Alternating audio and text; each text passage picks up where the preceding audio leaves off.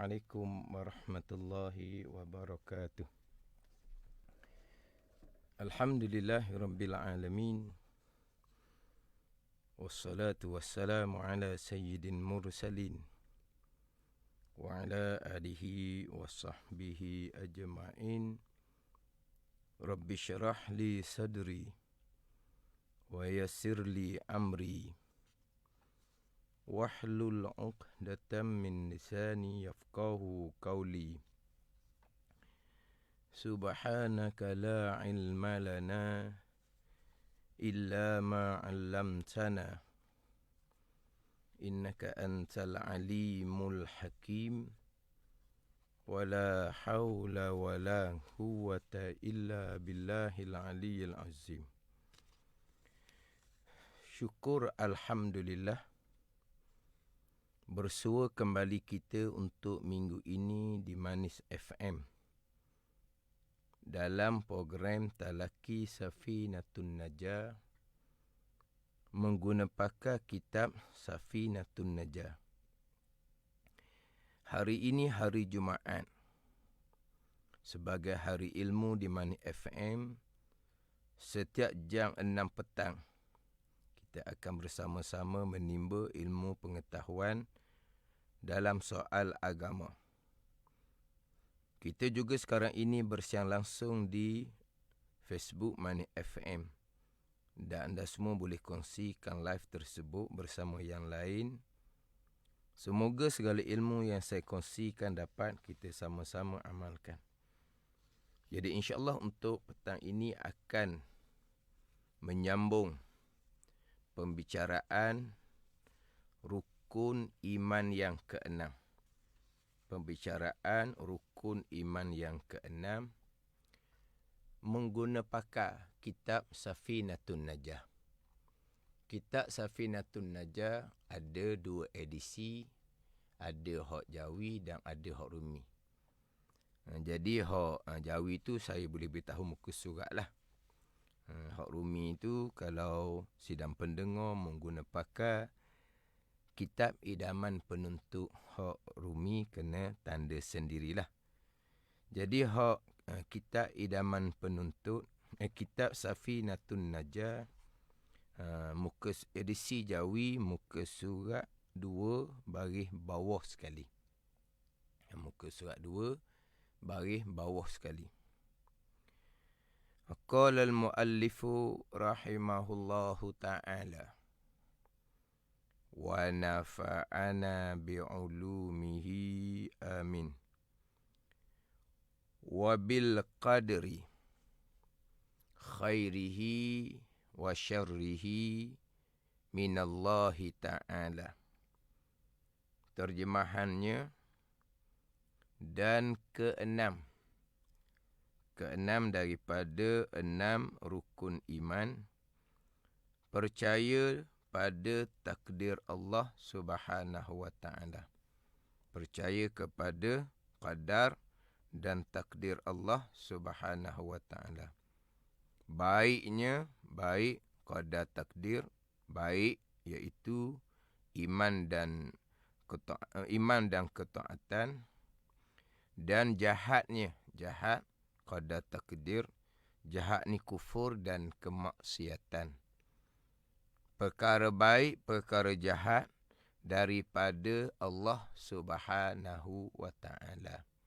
Daripada qada, yakni kehendak, ketentuan, ketetapan, keputusan Allah yang bersifat dengan iradah, muwafaqah dengan sifat ilmu Allah Subhanahu wa ta'ala. Dan daripada qadar, yakni perbuatan Allah Subhanahu wa ta'ala yang bersifat dengan qudrah. Jadi rukun iman yang keenam keluar 2 pegangan. Yang pertama, beriman dengan qada. Yang kedua, beriman dengan qadar. Pembicaraan berkaitan qada telah selesai. Qada, pegangan yang pertama daripada 2 pegangan pada rukun iman keenam selesai. Sekarang membicarakan qadar. Pegangan yang kedua daripada 2 pegangan pada rukun iman keenam, qadar. perbuatan Allah Subhanahu wa taala. Jadi untuk minggu ini sudah masuk kepada slot yang ke-23 pada pembicaraan rukun iman yang ke-6 dan slot yang ke-4 lah pada pembicaraan qadar, perbuatan Allah Subhanahu wa taala. Yang mana sidang pendengar boleh himpun tiap-tiap satu slot hak pembicaraan berkaitan dengan dua pegangan pada rukun iman yang ke-6. Sidang pendengar boleh ambil daripada Facebook Manis FM. Maknanya ambil satu-satu slot, boleh dihimpunkan, boleh di-share, boleh diulang kaji untuk memantapkan pegangan hak rukun iman yang ke-6. Jadi pembicaraan adalah berkaitan dengan qadar, perbuatan Allah Subhanahu wa taala yang bersifat dengan qudrah. Jadi sekalian perkara yang berlaku, sama ada perkara baik, perkara jahat, sama ada perkara yang berlaku di bumi, di langit, sama ada perkara yang berlaku di dunia, di akhirah, sama ada perkara yang zahir daripada perbuatan manusia ataupun zahir daripada perbuatan selain daripada manusia. Sama ada perbuatan manusia tu yang disebut sebagai perbuatan ikhtiari, perbuatan yang zahirnya adalah daripada pilihan seseorang manusia itu sendiri yang kebanyakannya, ataupun perbuatan yang ittirari, perbuatan yang terjadi tanpa pilihan daripada manusia itu sendiri. Perbuatan ikhtiari, perbuatan ittirari, insya-Allah saya akan bicara di slot-slot akan datang. Jadi sama ada perbuatan manusia itu ikhtiari ataupun ittirari, kesemuanya adalah datang daripada perbuatan Allah Subhanahu wa taala yang bersifat dengan qudrah. Tidak ada satu perbuatan pun walaupun sebesar zarah yang berlaku yang ianya bukan datang daripada perbuatan Allah. Hanya Allah Subhanahu wa taala jua khaliq. Allah jualah khaliqu kulli syai'. Allah lah yang menjadikan sekalian perkara. Wa huwa ala kulli syai'in qadir. Dan ia Allah atas setiap satu amat kuasa. Kesemua yang berlaku adalah datang daripada kekuasaan Allah Subhanahu wa taala yang bersifat dengan qudrah. Jadi kesemua perkara yang berlaku datang daripada qadar, yakni perbuatan Allah Subhanahu wa taala yang bersifat dengan qudrah. Tidak ada perkara yang berlaku secara illah dan tidak ada perkara yang berlaku secara tabi'ah. Ini saya sudah memulai pembicaraan. Tidak ada suatu perkara yang berlaku secara illah dan tidak ada satu perkara yang berlaku secara tabi'ah. Itu minggu lepas saya sudah memulai pembicaraan. Illahnya macam mana, tabi'ahnya macam mana. Jadi illah ni sebagaimanalah contoh kitab. Itu contoh kitab. Jadi tidak ada perkara yang berlaku secara illah. Bergeraknya cincin yang tersarung di jari bukan turut jari yang bergerak, akan tetapi bergeraknya cincin di jari, sebagian bergeraknya jari, sebagian bergeraknya satu tubuh, ianya adalah datang daripada qadar perbuatan Allah Subhanahu wa taala. Bukanlah kata cincin bergerak sekali turut, sekali arung, sekali jalan menuruti jari yang bergerak. Tidak. Bergeraknya jari qadar perbuatan Allah, bergeraknya cincin qadar perbuatan Allah. Itu contoh yang biasa didatangkan di dalam kitab. Bergeraknya tubuh perbuatan Allah, bergerak sekalian barang yang ada pada tubuh, ianya adalah perbuatan Allah Subhanahu wa taala. Bergerak tubuh perbuatan Allah, bergerak sekalian barang pada tubuh perbuatan Allah. Walaupun yang ada di tubuh kita, yang ada di pakaian kita, sehalus-halus sekalipun, di tubuh kita, di pakaian kita ada habuk, ada kuman, ada semut yang halus, bergerak habuk, bergerak kuman, bergerak semut yang halus, kesemua itu adalah datang daripada qadar perbuatan Allah Subhanahu wa ta'ala. Kalaulah berpegang umpama tadi, bergeraknya cincin yang langsung tidak berkait dengan kudrah dan iradah Allah. Bergeraknya cincin langsung tidak berkait dengan kudrah dan iradah Allah. Itu pegangan yang kapi ijma' ulama'. Sebab apa? Sebab tidak ada bolehkan berlaku secara tumpang turuk sahaja. Kesemua yang berlaku adalah datang daripada qadar perbuatan Allah Subhanahu wa ta'ala yang bersifat dengan kudrah. Yang mana kalau kita tilik pada zahir gok, banyaklah seumpama turut. Bergerak kereta, yang ada dalam kereta akan sama-sama bergerak. Bergeraknya bas, bergeraknya kapal terbang, bergeraknya kereta api. Apa yang ada di dalam akan bergerak sama. Bergerak bah ke, bergerak kapal terbang ke, kereta api ke, qadar perbuatan Allah. Begitu juga bergerak sekalian barang yang di dalam. Ianya adalah perbuatan Allah Subhanahu wa ta'ala. Bergeraknya lori. Di belakang lori itu banyak batu-batu. Di belakang lori itu banyak pasir. Tak terbilang kita pasir itu banyak mana. Bergeraknya lori adalah qadar perbuatan Allah yang bersifat dengan kudrah. Begitu juga bergeraknya tiap-tiap batu di belakang lori. Bergeraknya tiap-tiap pasir di belakang lori. Sekalian adalah qadar perbuatan Allah yang bersifat dengan kudrah. Tidak terkecuali, walaupun sebesar zarah tidak ada yang berlaku, melainkan kesemuanya adalah datang daripada perbuatan Allah Subhanahu wa ta'ala. Jadi hak ni kira perincikan lagi atas tajuk rukun iman yang keenam. Perinci. Kita sudah berpegang jelas di tajuk rukun iman yang keenam. Sekalian perkara yang berlaku, baik ataupun jahat, perkara yang berlaku di bumi ataupun di langit, yang berlaku di dunia ataupun di akhirah, tidak terkecuali pun sebesar zarah, melainkan kesemuanya qada dan qadar Allah Subhanahu wa ta'ala. Kesemuanya qada dan qadar Allah Subhanahu wa ta'ala. Jadi apabila kesemuanya qada dan qadar, balik tadilah bergerak cincin, qada dan qadar. Bergerak pakaian di tubuh, qada dan qadar. Bergerak habuk, kumang, semut yang halus di tubuh ataupun di pakaian kita, sekalian qada dan qadar. Tak payah lagi lah.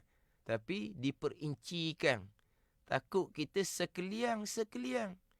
Sekalian mana? Sekalian hak besar-besar. Hak kecil-kecil tu Allah tak payah dah. Hak besar-besar je. Kita rukun iman yang keenam ni sekalian perkara, tidak terkecuali walaupun sebesar zarah. Bukan sekalian perkara yang besar-besar.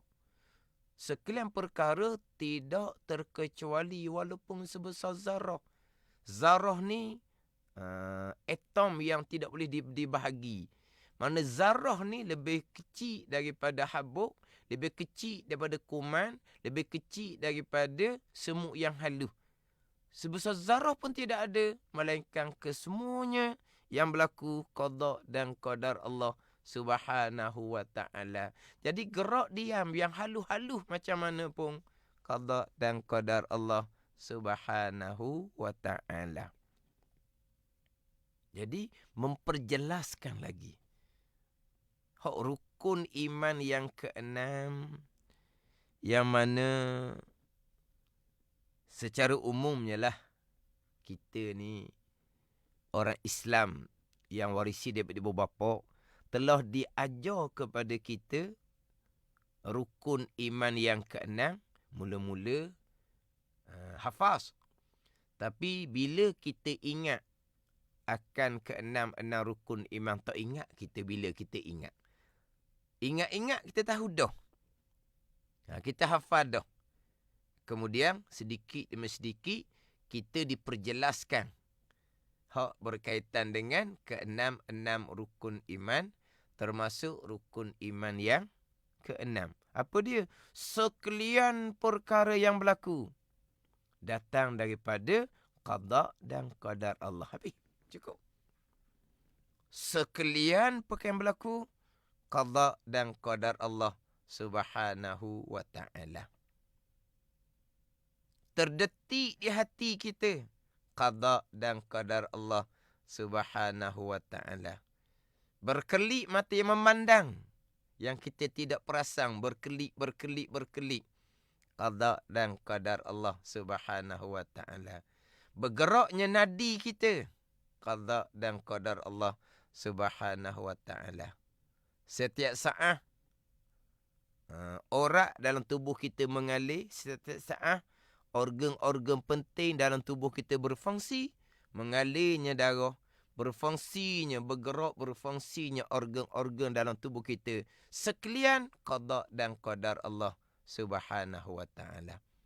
Terdetik di hati qada dan qadar, berkelip mata memandang qada dan qadar, sama telah ikhtiar pilihan hati ianya qada dan qadar, sama telah usaha gerak diam kita adalah qada dan qadar Allah Subhanahu wa ta'ala. Walaupun di sisi ahli sunnah wal jamaah kita wajib berpegang bahawa kita hamba ada yang dinamakan ikhtiar pilihan hati, ada yang dinamakan kasbun usaha kita. Tapi hakikinya pilihan kita, usaha kita tetap qada dan qadar Allah Subhanahu wa ta'ala. Berbeza dengan Jabariyah, langsung tidak berpegang di akidah hamba ada pilihan dan perbuatan. Walaupun hakikinya memang betul hamba tidak ada pilihan dan perbuatan, sebab sekalian qada dan qadar Allah Subhanahu wa ta'ala, termasuk diri pilihan dan perbuatan hamba pun qada dan qadar. Tapi ayat Al-Quran banyak menyandarkan perbuatan pada hamba, wajib berpegang dengan ayat Al-Quran. Maka ahli sunnah wal jamaah wajib berpegang hamba ada pilihan dan perbuatan, walaupun pilihan dan perbuatan hamba tetap pada hakikinya qada dan qadar Allah Subhanahu wa ta'ala. InsyaAllah lah di slot akan datang saya akan perinci secara khusus berkaitan dengan ikhtiar dan usaha di sisi pegangan ahli sunnah wal jamaah. Macam mana pegangan yang terpesong yang dinamakan Qadariyah, macam mana kau pegangan terpesong yang sesat yang dinamakan Jabariyah. InsyaAllah saya akan bicara di slot-slot akan datang. Jadi sekalian perkara qada dan qadar Allah. Tadi saya menyebut berkaitan dengan bergeraknya cincin, bergeraknya barang yang ada pada tubuh kita. Jadi setakat itulah banyak-banyak kita banyak selok lah nanti pula pembicaraan kita rukun iman yang keenam ni. Bergeraknya cincin, bergeraknya barang yang ada pada tubuh kita adalah qadar perbuatan Allah Subhanahu wa ta'ala. Kita bicara qadar ni, fokus kepada qadar lah. Tapi apa yang Tuhan qadarkan, apa yang Tuhan perbuat adalah apa yang Tuhan qadakan pada azal. Jadi sebut qadar sebab sekarang pembicaraan hak berkaitan dengan qadar. Qada selesai pembicaraan. Jadi bergeraknya cincin, bergeraknya barang-barang yang ada pada tubuh kita ni adalah qadar perbuatan Allah. diamnya cincin, diamnya barang yang ada tubuh badan kita, di saat jari diam, di saat tubuh badan kita diam, diam cincin, diam barang yang ada tubuh badan kita adalah qadar perbuatan Allah Subhanahu wa taala. Sebab gerak diam makhluk adalah qadar perbuatan Allah. Bukan bergerak cincin perbuatan Allah, diam cincin perbuatan Allah. Bukan bergerak tubuh badan, ini barang yang ada pada tubuh badan. Ketika badan digerakkan oleh Allah, bukannya bergerak barang yang ada pada tubuh badan saja perbuatan Allah. Ketika diamnya tubuh badan perbuatan Allah, maka diamlah sekan pekat daripada bang perbuatan Allah Subhanahu wa taala. Nak perici macam mana lagi? Kemudian saya akan tambah satu pembicaraan. Yang mana untuk satu-satu slot ni, saya memang ada catatan lah. Yang saya ulang sedikit.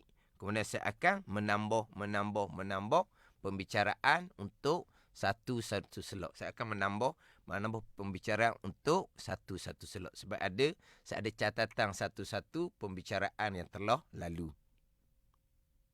Jadi bukan satu-satu slot tu tidak ada susunan. InsyaAllah saya akan susung satu-satu, saya akan tambah sedikit demi sedikit. Jadi bukan kata kalau tidak seumpama tu akan banyak terulang. Saya akan ulang lah. Sikit-sikit tu saya akan ulang. Jadi gerak diam kesemuanya adalah qadar perbuatan Allah Subhanahu wa taala. Nak tambah lagi sedikit. Kopiah kita, tudung perempuan tidak jatuh. Kenapa? Kerana lekat pada kepala. Cermin mata tidak jatuh kerana lekat pada hidung. Kain baju tidak jatuh kerana kalau baju tu zahirnya lekat pada bahu lah. Kalau seluar, kalau kain lekat pada pinggang. Sebab kalau seluar kita pakai tali pinggang. Kalau kain kita pakai kilah. Kilah kain plekat. Jadi itu hanya pada zahir. Kopiah ke, tudung ke, lekat di atas adalah qadar perbuatan Allah Subhanahu wa taala. Bukan kerana kepala, itu hanya pada zahir. Lekatnya macam mata di muka kita, qadar perbuatan Allah. Zahirnya kerana batang hidung lah. Sama juga, lekatnya pakaian, lekatnya seluar kain adalah qadar perbuatan Allah Subhanahu wa ta'ala. Sekalian yang berlaku, qadar perbuatan Allah Subhanahu wa ta'ala. Inilah kita nak mengenal Allah Subhanahu wa ta'ala yang qadir, yang amat kuasa. Wa huwa ala kulli syai'in qadir. Da'i Allah atas tiap satu amat kuasa. Qadir dengan sirah mubalaghah. Amat kuasa. Amat kuasa Allah ni, semua yang berlaku adalah datang daripada kekuasaan Allah Subhanahu wa ta'ala. Yang mana Allah yang amat kuasa ni lah Rabbil Alamin. Allah yang amat kuasa ni lah Rabbil Alamin. Di awal surah Al-Fatihah, Alhamdulillahi Rabbil Alamin. Di awal surah Al-Fatihah adalah di awal Al-Quran yang kita duduk baca, dimulai dengan surah Al-Baqarah, surah Al-Fatihah, pindah Al-Baqarah. Tapi di awal Al-Quran kita adalah suratul Fatihah. Di awal suratul Fatihah, Alhamdulillahi Rabbil Alamin.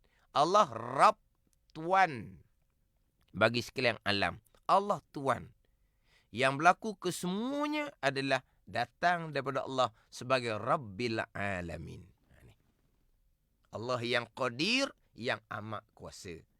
Sebaliknya, makhluk Allah, hamba Allah. Makhluk Allah, hamba Allah ni, Walaupun makhluk hamba Allah yang paling besar, para malaikat sekalipun lemah, tidak ada sebarang perbuatan apa yang berlaku kepada makhluk Allah yang paling besar, hamba Allah yang paling besar malaikat, adalah kesemuanya qadar perbuatan Allah Subhanahu wa taala, Allah Rabbil Alamin. Para malaikat termasuk alam, iaitu marbum kepada Allah Subhanahu wa taala, yang direntohi oleh Allah, yang diatur oleh Allah, yang ditakbir oleh Allah, yang digerak diamkan oleh Allah. Sebab Allah Rabb, selain Allah dipanggil alam, iaitu marbum, ada di bawah rentohan Allah Subhanahu wa ta'ala. Tiada perkara yang berlaku secara tabi'ah, dipanggil dalam kitab. Secara, kalau kita letak terjemahan ni, tabi'ah ni lebih kurang semula jadilah. Ataupun kita cakap logat Terengganu ni, mungkinlah tabi'ah ni kita boleh sebut sebagai secara bahasa dia. Ataupun kita boleh sebut secara peseng dia. Tidak ada perkara yang berlaku secara tabi'ah semula jadi, tidak ada. Secara bahasa dia ke peseng dia, tidak ada. Kesemua yang berlaku adalah qadar perbuatan Allah Subhanahu wa ta'ala. Jadi dalam kitab didatangkan tabi'ah ni dalam kitab. Contohnya pisau pada memutuskan, itu misal kitab. Pergi pada misal yang lain, samalah. Tabi'ah api menghanguskan. Tidak ada perkara berlaku cara tabi'ah dengan bahawa yang memutuskan adalah qadar perbuatan Allah, bukan pisau yang memutuskan secara tabi'ah. Yang menghanguskan adalah perbuatan Allah, bukan api secara tabi'ah menghanguskan. Ini pegangan kita. Segala-gala yang berlaku adalah qadar perbuatan Allah. Tidak ada yang berlaku secara tabi'ah, tidak ada. Contohnya, bukan pisau yang memutuskan secara tabi'ah, tapi Allah yang memutuskan. Bukan api yang menghanguskan secara tabi'ah, tapi Allah Subhanahu wa ta'ala yang menghanguskan. Sebab apa? Sekalian yang berlaku adalah qadar perbuatan Allah Subhanahu wa ta'ala. Tidak ada perkara yang berlaku secara semula jadi, bahasa dia, peseng dia. Ini cerita bab pegangan. Bukan ada pun percakapan asbab. Saya sudah sebut dah secara sepintas lalu selok-selok yang terdahulu, dan insya-Allah saya akan bicara juga secara khusus berkaitan kedudukan percakapan asbab yang memang tidak salah. Percakapan asbab, kita cakap semula jadi ya gitu. Semula jadi. Itu alam semula jadi. Itu hanya percakapan asbab. Bahasa dia lah, peseng dia lah. Dah pisah tajam molek. Lah mudah buat kerja. Nak kerak apa-apa pun mudah. Dah pisah mahal. Tajam pula. Bahasa dia peseng dia lah. Kalau kena tangan kok, makan dah habis lah kalau kita cakap kok. Kalau kena tangan. Pisah mahal. Pisah tajam molek. Kena jaga-jaga. Sebab kalau tak jaga, kena di tangan, memanglah. Bahasa dia dah, peseng dia dah. Lukalah tangan. Tu percakapan asbab, tak ada salah. Pada ni. Jangan terlajak pula. Bercakap asbab pun tak boleh. Bercakap asbab pun jadi syirik. Bercakap asbab pun jadi kafir. Tu memang salah sangat-sangat. Pengajaran yang sesak sangat-sangat. Pengajaran yang terpesong sangat-sangat. InsyaAllah saya akan bicara nanti. Hanya percakapan asbab. Dalam Al-Quran pun menyandarkan pada asbab. Dalam hadis Nabi SAW pun menyandarkan kepada asbab. Memanglah itu. Dan kitab-kitab pun menyandarkan kepada asbab. Cakapan harian kita pun menyandarkan pada asbab. Dipanggil isnad majazi. Letak sementara kepada asbab zahir. Pegangan, kita yang duduk ulang ni, duduk tekan ni. Hak pegangan kita selama ni dah. Hak saya sebut tadinya, rukun yang kenang ni, hak kita apa ada budak, yang kita diperjelaskan daripada kita budak lagi. Sekalian yang berlaku adalah qada dan qadar Allah. Sekalian yang berlaku adalah qada dan qadar Allah. Dan biasa pula ditambah dengan makhluk tak bekah sama sekali. Tu. Sekalian yang berlaku adalah qada dan qadar Allah. Makhluk tak bekah sama sekali. Itu pegangan kita. Tu cakap pisau, maka putus, maka luka. Tu dia panggil sandar sementara saja pada asbab zahir. Pegangan makhluk tak bekah sama sekali. Beginilah apabila berpegang, semua yang berlaku adalah datang dari qadar perbuatan Allah Subhanahu Wa Taala. Dengan sendiri maknanya selain daripada Allah, makhluk tak bekah sama sekali lah. Sekalian perbuatan Allah, makhluk bekah juga. Lepas tu, tu berlawanan seumpama tu. Bila sekalian perbuatan Allah, makhluk bekah sama sekali. Itu pegangan kita. Pegangan. Tapi cakapan tadilah pisau. Maknanya pisau yang memutuskan, pisau yang melukakan. Itu percakapan asbab. Pegangan tidak ada. Berlakunya putus, berlakunya luka adalah qadar perbuatan Allah Subhanahu Wa Taala. Berlakunya hangus adalah qadar perbuatan Allah Subhanahu Wa Taala. Bukan api yang menghanguskan. Kita dah cakapnya, Allah api kuat molek. Capu pulak dengan angin kuat juga. Api kuat, angin kuat. Rumah pulak, rumah papan sahaja. Sekejap sahaja. Licin rumah. Makan di api yang kuat, bercampur dengan angin yang kuat. Tu panggil apa tu? Cakap asbab. Tak ada salah. Tu cakap asbab, tak ada salah. Ni. Jangan main api tu hangus rumah. Jangan main api tu panas. Tu. Pada angus adalah qadar perbuatan Allah. Jadi panas bila kena di kita adalah qadar perbuatan Allah Subhanahu Wa Taala. Itu misal kitab. Jadi kalau nak tambah, jadi panjanglah. Tapi terkadang kena tambah juga. Kena tambah juga. Kenyang kita adalah qadar perbuatan Allah. Bukan nasi secara tabiat mengenyangkan. Hilang haus kita, hilang dahaga kita, qadar perbuatan Allah. Bukan air yang menghilangkan haus dan dahaga kita. Sembuh penyakit kita.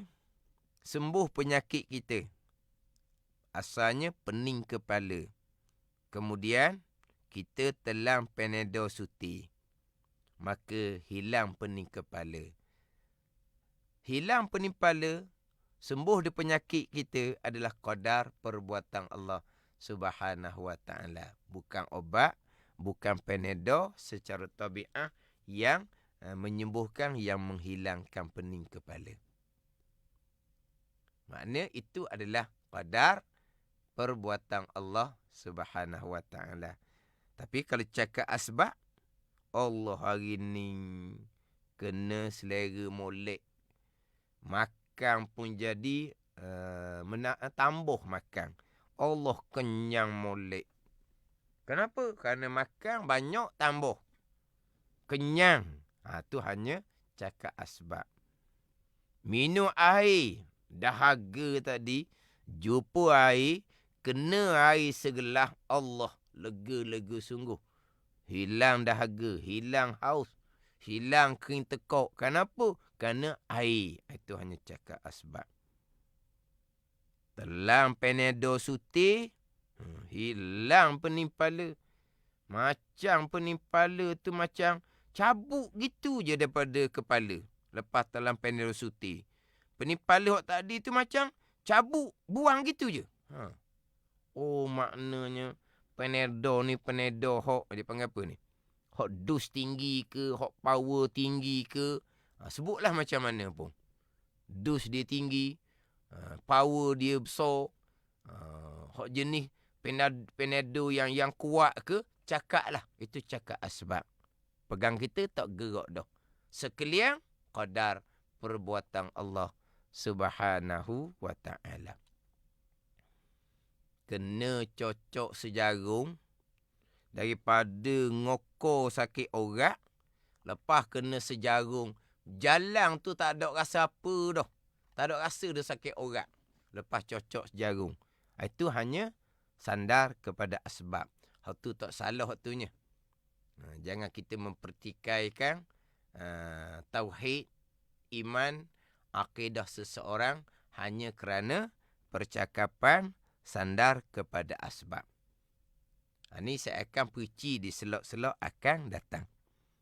Nak cerita apa lagi ni? Cerita asbab. Pada zahir lah, pada zahir. Kesemua yang berlaku adalah qadar perbuatan Allah Subhanahu wa ta'ala. Nak contoh apa lagi? Tak payah dah rasanya. Sidang pendengar, semua yang berlaku adalah qadar perbuatan Allah Subhanahu wa ta'ala. Terkadang hal ni biasalah. Ada guru sains. Dia mengajar ilmu sains. Ilmu sains ni makhluk lah. Jadi macam mana tauhid iman pelajar dia? Tauhid iman tetap dah. Nak belajar ilmu sains tu, iman tauhid kemah dah. Daripada ibu bapa kena kemah aja dah. Sekalian qada dan qadar. Yang berlaku qada dan qadar. Makhluk tak bekas sama sekali. Yang duduk dalam ilmu sains itu asbab. Bukan ilmu sains sahaja. Ilmu apa sekalipun asbab. Ilmu, apa yang panggil? Hak jenis baiki tu. Baiki kenderaan ke, baiki alat elektronik ke, baiki tu. Itu semua asbab belaka. Jadi kalau baiki tukar ni jadi molek. Itu semua percakapan asbab.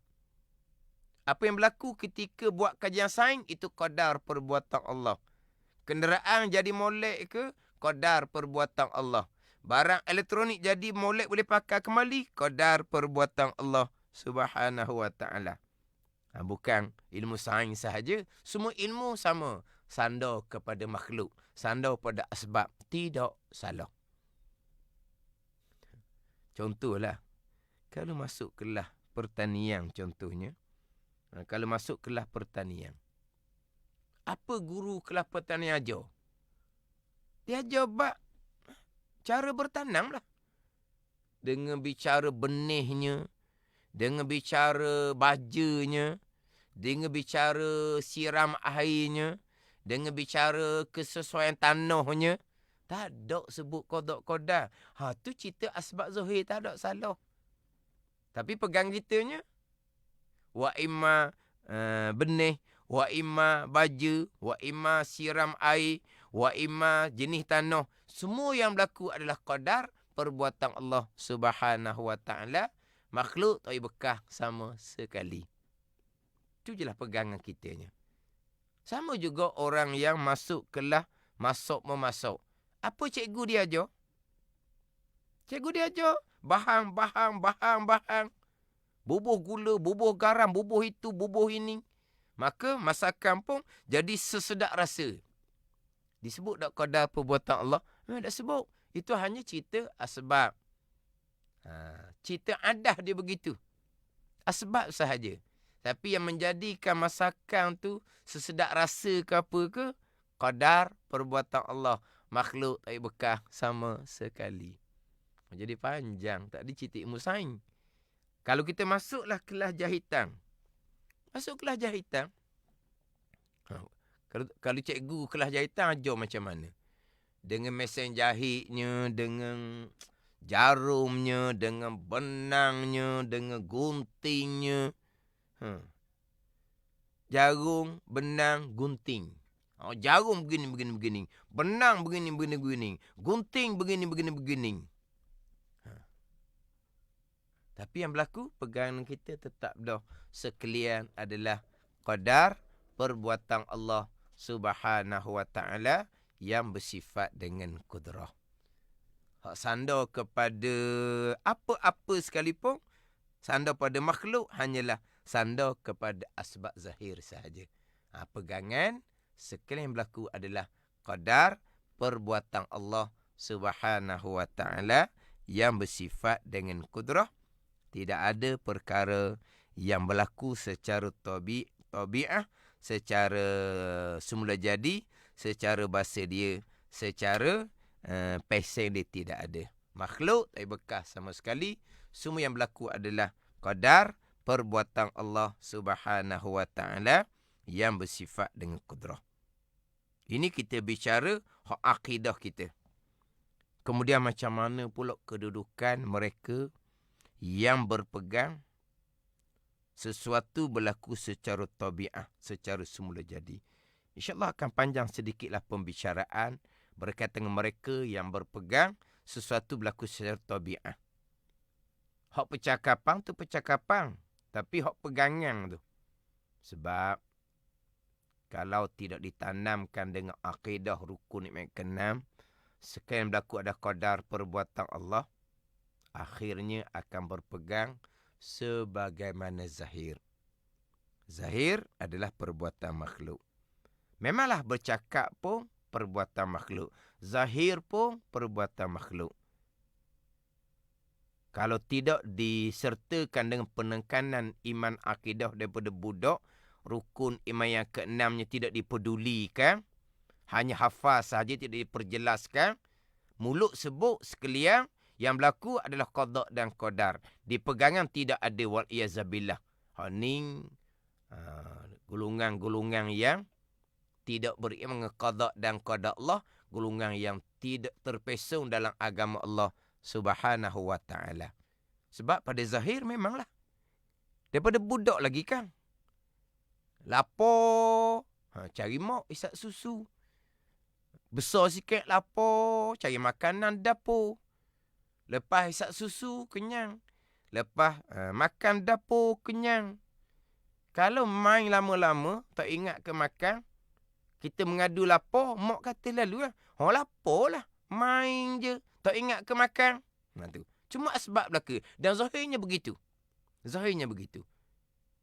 Jangan main pisau tu. Tajam. Luka. Tumbuh apa-apa. Tebuh kursi ke apa ke. Jangan main api. Panah. Hangus. Tu. Mana apa tu? Zahirnya begitu. Cakap asbab pun begitu. Pegangan macam mana kalau tidak ditekankan berkaitan dengan beriman dengan qadar perbuatan Allah yang gaib. Yang zahirnya adalah perbuatan makhluk. Yang zahirnya perbuatan asbab. Perbuatan Allah ni qadar. Gaib. Tak nampak. Jadi kena tanam molek hak berkaitan dengan pembicaraan qada yang gaib dan qadar yang gaib. Untuk memastikan akidah kita, akidah kau kita, akidah yang sebenar. Jadi dengan selok selok Safinatun Najah ni, jadi sidang pendengar ambillah peluang molek. Ambil peluang molek. Iman akidah ni lah penentuan akhirah diri kita dan keluarga kita. Tanpa iman, tanpa akidah, pegangan yang sebenar, semayang puasa, rajin macam mana pun, tidak akan diterima oleh Allah Subhanahu wa ta'ala. Ambil molek, selok talaki Safinatun Najah, untuk sebagai menjadikan pedoman kepada diri kita, akidah diri kita dan akidah keluarga kita. Jadi insya-Allah di selok akan datang saya akan memperinci lagi lah macam mana mereka-mereka yang berpegang sesuatu yang berlaku secara tabi'ah, secara semula jadi, bukan datang daripada qadar perbuatan Allah Subhanahu wa ta'ala. Wallahu a'lam. Bismillahirrahmanirrahim. Alhamdulillahirabbil alamin. Wassalatu wassalamu ala sayyidil mursalin wa ala alihi wa sahbihi ajma'in. Allahumma ftah alaina futuhal arifin. Allahumma allimna ilma akadamin wa fahimna famasabikin warzuqna ruqat talibin. Allahumma zidna ilman wa alhiqna bis salihin. Wa sallallahu ala sayyidina Muhammadin wa ala alihi wa sahbihi wa sallam. Walhamdulillahi rabbil alamin. Wassalamu alaikum warahmatullahi wabarakatuh.